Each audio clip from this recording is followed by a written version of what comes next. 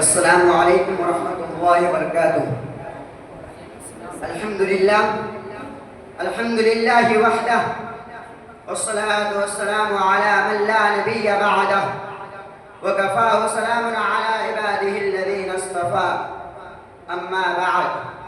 فاعوذ باللہ من الشیطان الرجیم بسم اللہ الرحمن الرحیم ذلك الكتاب لا ريب فيه هدى للمتقين وقال النبي صلى الله عليه وسلم خيركم من تعلم القرآن وعلمه۔ الہی رونق اسلام کے سامان پیدا کر، الہی رونق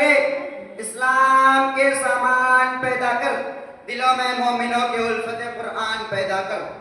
صدر محترم، اسٹیج پر رونق افروز اور بزرگان دین اور حاضرین جلسہ، آج کے اس محفل میں اور آج کے اس مبارک اجلاس میں میرا موضوع سخن دنیا کی سب سے پاکیزہ اور مقدس کتاب قرآن پاک ہے۔ ہمیں چڑھتے سورج کی طرح یقین ہے کہ اس کا ایک ایک حرف سچا اور صادق ہے۔ وہ قرآن پاک جس کی زبان مقدس، بیان مقدس اور جو فصاحت و بلاغت کا ٹھاٹے مارتا سمندر ہے، جس کے متعلق ارشاد ربانی ہے۔ قرآن وہ کتاب ہے جس کے بارے میں محسن انسانیت حضور پاک صلی اللہ علیہ وسلم نے ارشاد فرمایا، تم میں سب سے بہتر وہ شخص ہے جو قرآن کو سیکھے اور سکھائے۔ دعا کیجئے خداوند قدوس ہم سب کو قرآن پاک کی دولت سے مالا مال فرمائے، آمین۔ نوجوان دوستو، قرآن پاک رب ذوالجلال کی طرف سے عطا کرتا ہوا حسین تحفہ ہے، جس نے 23 برس کی قلیل مدت میں پورے عالم میں وہ انقلاب برپا کر دیا کہ بڑے سے بڑے فصحاء، بلغاء، ادباء اور شعراء حیران و ششدر رہ گئے، جس کی آیتوں کو سن کر پتھر دل موم ہو گئے۔ نوجوان دوستو،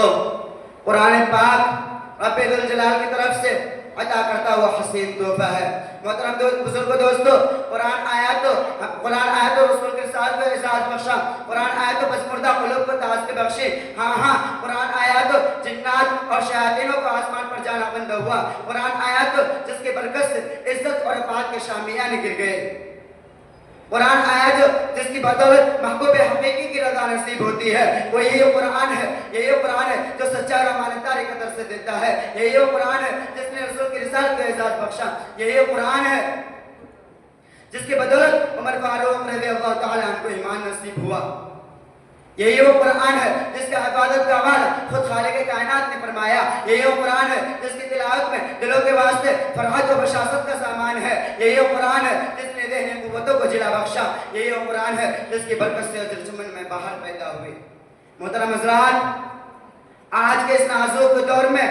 حفظ کلام پاک کو فضول سمجھا جاتا ہے، اس کے الفاظ کو رٹنے کو حماقت بتلایا جاتا ہے اور کہا جاتا ہے کہ اس کا رٹنا اور بے سمجھے پڑھنا بے سود ہے۔ افسوس، صد افسوس، اس کے بارے میں ہمارا خیال ہے جس کے بارے میں شہنشاہ بطحاء جناب محمد رسول اللہ صلی اللہ علیہ وسلم نے ارشاد فرمایا، اقرأ وارتقِ ورتل كما كنت ترتل في الدنيا فإن منزلك عند آخر تقرأوها، عند آخر آیت تقرأوها۔ قیامت کے دن حافظ قرآن سے کہا جائے گا قرآن پڑھتا جا اور جنت کے درجوں پر چڑھتا جا اور ٹھہر ٹھہر کر پڑھ، جیسا کہ تو دنیا میں ٹھہر ٹھہر کر پڑھا کرتا تھا، بس تیرا مقام اور ٹھکانہ وہی ہے جہاں آخری آیت پر پہنچے۔ یاد رکھو، یہ قرآن دنیا کی سب سے بڑی نعمت ہے، یہ زمین و آسمان، چاند و سورج اس نعمت کا مقابلہ نہیں کر سکتے۔ یہ قرآن رب کائنات کا مقدس اور عظیم کلام ہے، اور کیوں نہ ہو، جبکہ اس کے اتارنے والا امین، جس کے ذریعے اتارا گیا وہ بھی امین، جس مقام پر نازل ہوا وہ بھی امین، جس ذات پر نازل ہوا وہ بھی امین، جس مہینہ میں نازل ہوا وہ تمام مہینوں سے افضل، اور جس رات پر نازل ہوا وہ 1000 مہینوں سے بہتر ہے۔ اللہ کا یہ مقدس اور پاکیزہ کلام تمام کلاموں سے افضل اور برتر ہے۔ حدیث پاک میں آتا ہے، فضل کلام اللہ علی سائر الکلام کفضل اللہ علی خلقہ، اللہ کے کلاموں کو سب کلاموں پر ایسی ہی فضیلت ہے جیسے وہ خود حق تعالی شانوں کو تمام مخلوق پر اللہ کا دلارا خدا کا پیارا نبی ارشاد فرماتا ہے، جس نے قرآن پڑھا اور اس پر عمل کیا اس کے والدین کو کل قیامت کے دن سورج سے بھی زیادہ روشن تاج پہنایا جائے گا۔ غور کرنے کا مقام ہے کہ جب والدین کو اس طرح قدر انعام سے نوازا جائے گا تو خود پڑھنے والے کا مقام اور مرتبہ کا کیا عالم ہوگا۔ حضرات، قیامت کا میدان ہوگا اور ایسے 10 آدمی جن کے لیے جہنم واجب ہو چکی ہوگی، حافظ قرآن اپنے رب کی بارگاہ میں سفارش کرے گا، پروردگار عالم اس کی سفارش قبول کرے گا اور ان کو اس حافظ قرآن کی برکت سے نجات عطا ہوگی۔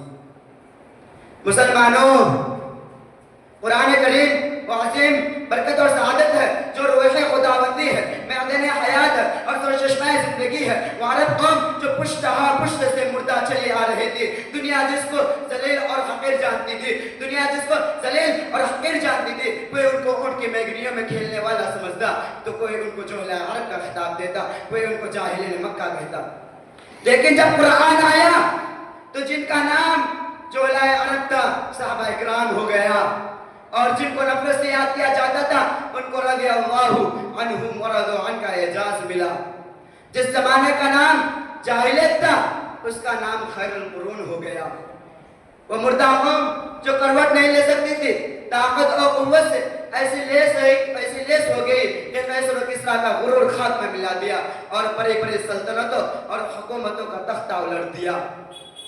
محترم بزرگ دوستو، قرآن آیا تو زمان و مکان میں زندگی آئی، قرآن آیا تو عدل و مساوات کا پیغام آیا، قرآن آیا تو مذہب اسلام پھیلا، قرآن آیا تو مردہ قوم زندہ ہوئی، قرآن آیا تو قیصر و کسریٰ کا غرور خاک میں ملا، قرآن آیا تو باطل کی لہراتے جھنڈے ٹوٹ پڑے،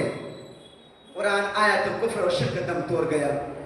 قرآن آیا تو انسان کی پجاری خدا کے پرستار بنے، قرآن آیا تو توحید ملی، ایمان ملا، قرآن آیا تو گلستہ کو باہر وسناتا ہوا۔ ہاں مجھے کہہ لینے دیجئے کہ قرآن آیا تو روشنی آئی، قرآن آیا تو امن و امان اور سلامتی آئی، قرآن آیا تو احکام ملے، شریعت ملی، قرآن آیا تو دم توڑتے انسانیت کو حقوق ملا، قرآن آیا تو ضلالت و گمراہی کے دلدل میں پھنسی ہوئی انسانیت کو درد و غم ملا، قرآن آیا تو دوست سب کچھ ملا۔ حدیث پاک میں آتا ہے، حضور صلی اللہ علیہ وسلم نے ارشاد فرمایا، خیرکم من تعلم القرآن وعلمہ،